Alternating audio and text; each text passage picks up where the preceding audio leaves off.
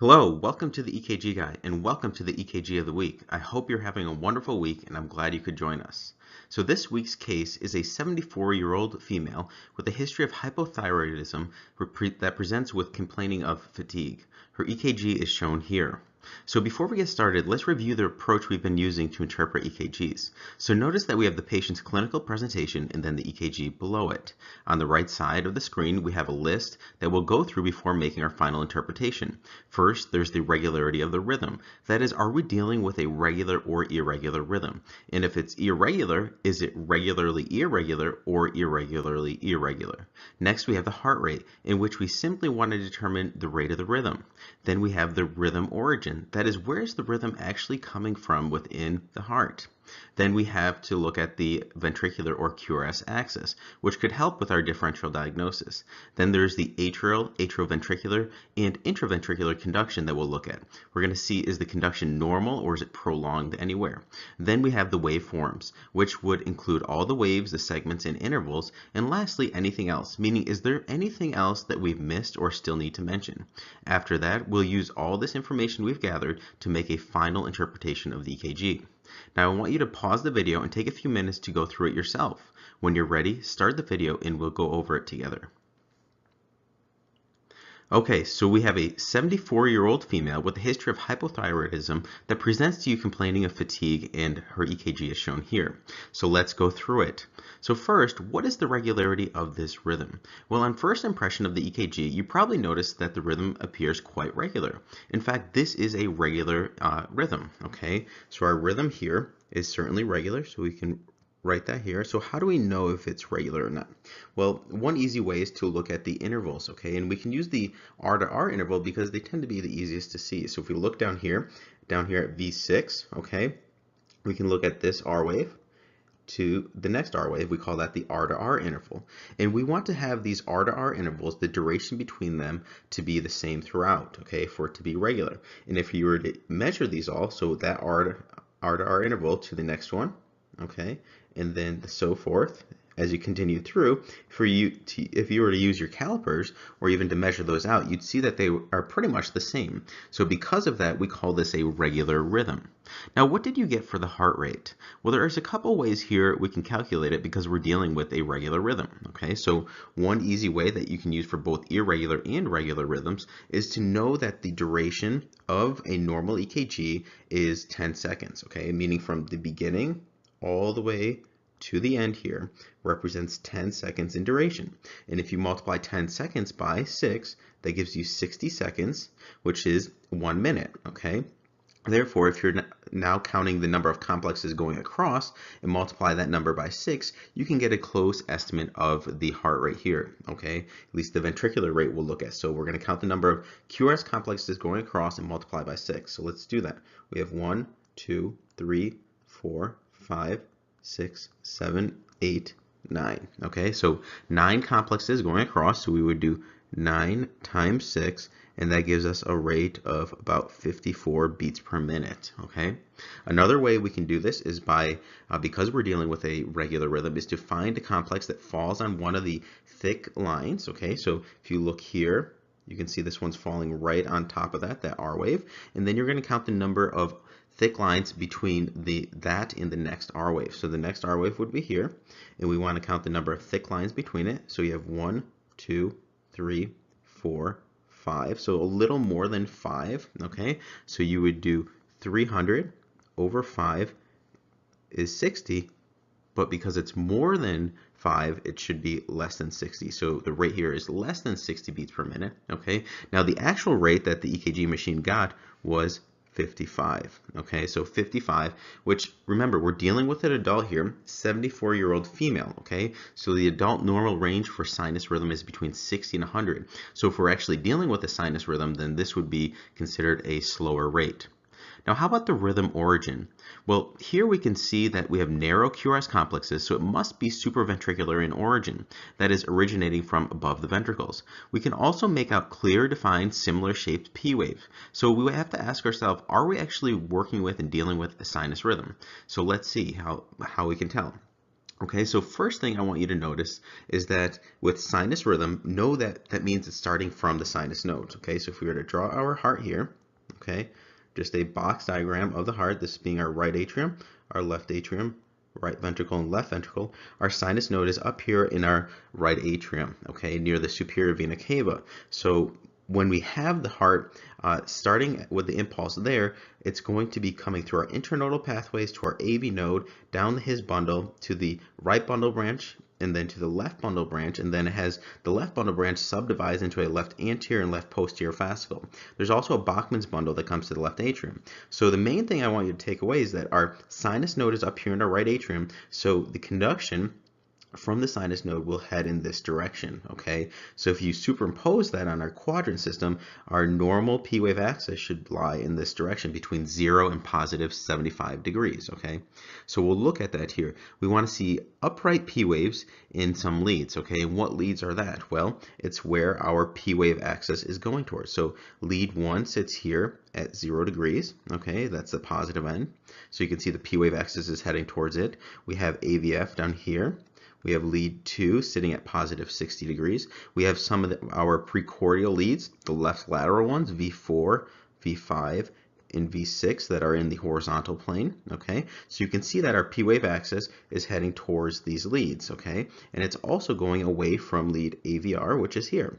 So that means it's heading towards these leads, so we should see upright positive P waves in these leads, and we should see a negative P wave or inverted P wave in AVR, okay? So let's take a look at these. So lead 1, which is here, we can see small upright P waves there. Lead 2, they're quite easy to make out, okay? And then we said we also have our left lateral leads, V4, V5, and V6. So here's a P wave, and P wave. They're all upright. And then AVR, okay? Here it is inverted. Okay, so you can see inverted P waves in that.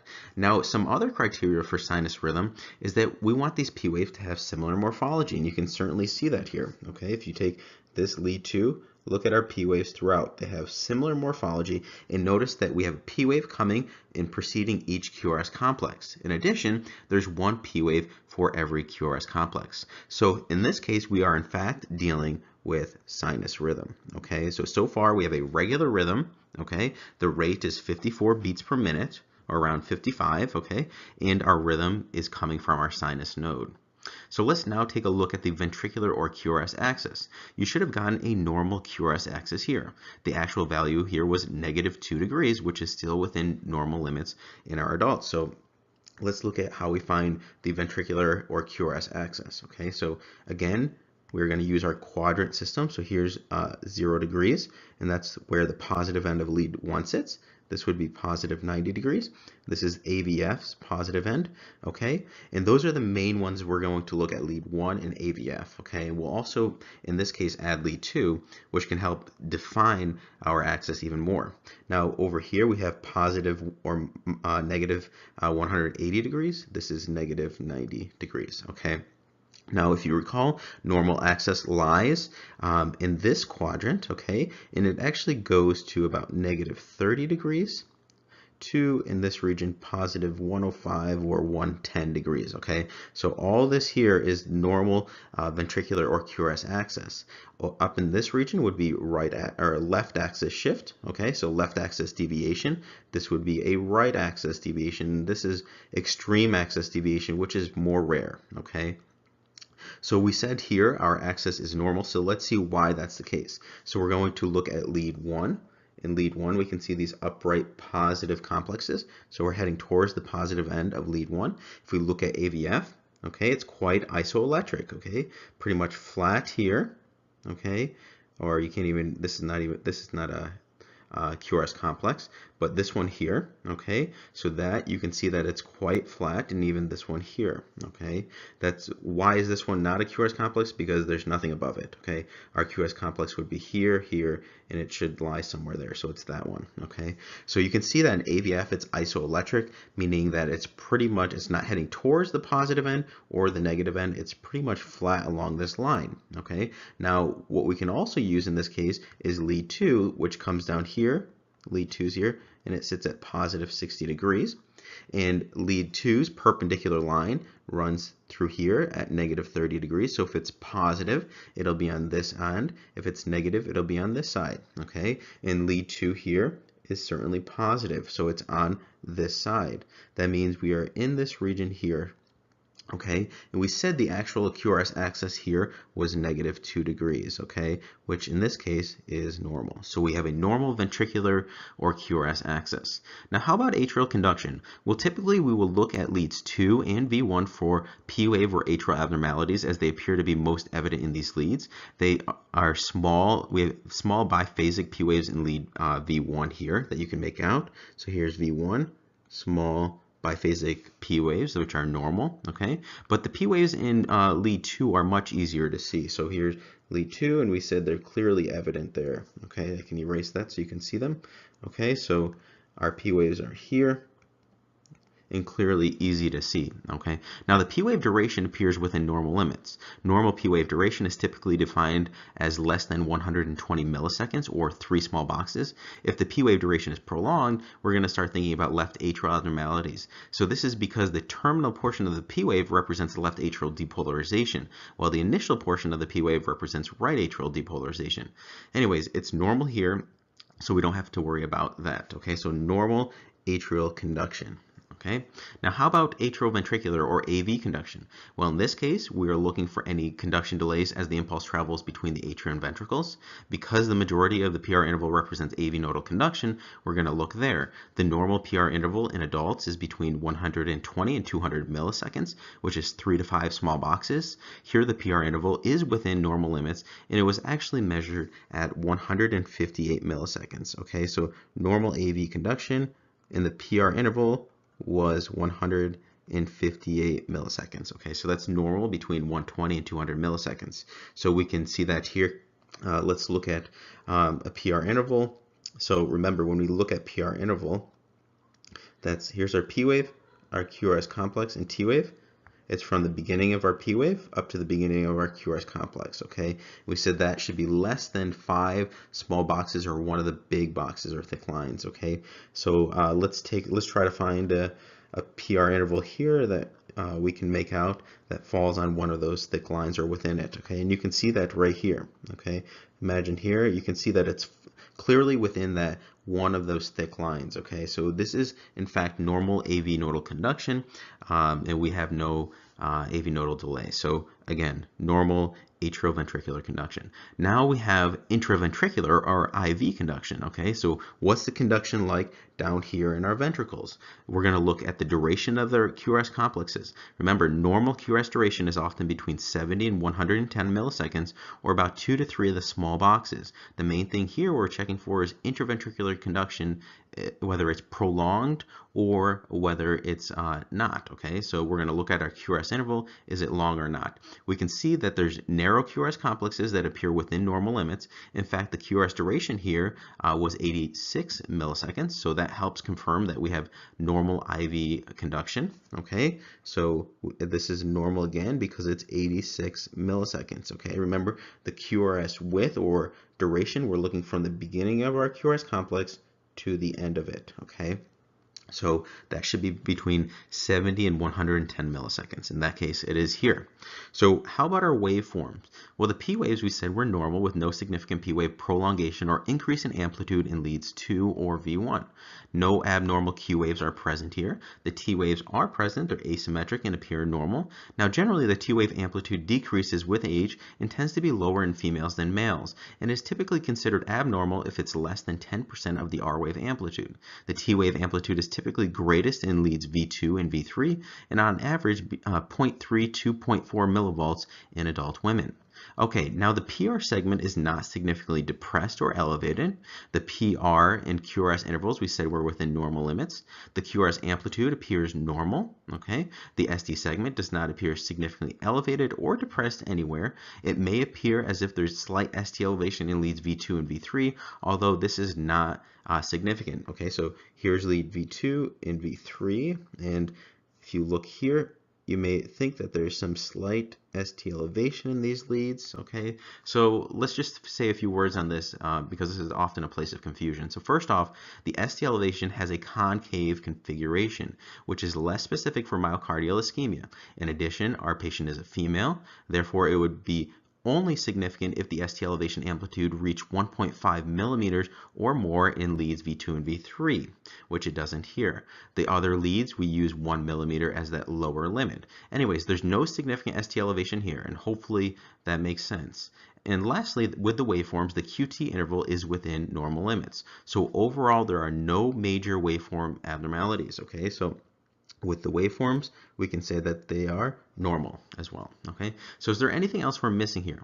Well, how about the R wave progression in the precordial leads? Normally, the R wave amplitude should progressively increase from leads V1 through V5, which is exactly what we see here, okay? So let me just erase this here so you can see what we're talking about. So R wave progression, we're looking at precordial leads, all right? So from V1 all the way up to V5, we should see an increase in the R wave amplitude. So here's an R wave. You can see it's slightly getting bigger and bigger and bigger and bigger. Okay, so from V1 to V5, so we do in fact have normal R wave progression. Okay.